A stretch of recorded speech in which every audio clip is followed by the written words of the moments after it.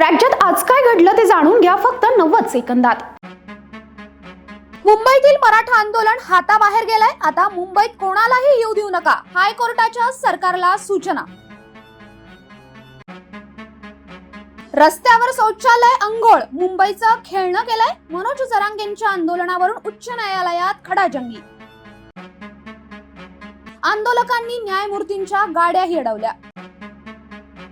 मुंबई उद्या दुपारपर्यंत रिकामी करा, आंदोलकांना दक्षिण मुंबईत सोडू नका, हायकोर्टाचे सरकारला आदेश।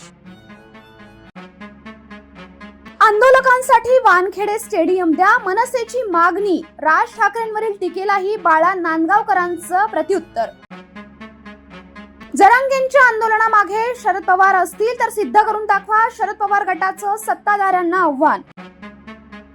मराठा आंदोलकांनी फक्त दक्षिण मुंबई नाही, अख्खी मुंबई रोखून धरली आहे, गुणरत्न सदावर्तेंचा उच्च न्यायालयात दावा। पाण्याचे बॉक्स, सफरचंद, बिस्किट ते शिजवून खाण्यासाठी तांदूळ पिठापर्यंत मुंबईमधील मराठा आंदोलकांना कोल्हापुरातून रसद। पुण्यातील वाहतुकीला नवा वेग, सिंहगड रोडवरील सर्वात मोठा उड्डाण पूल अखेर वापरासाठी खुला।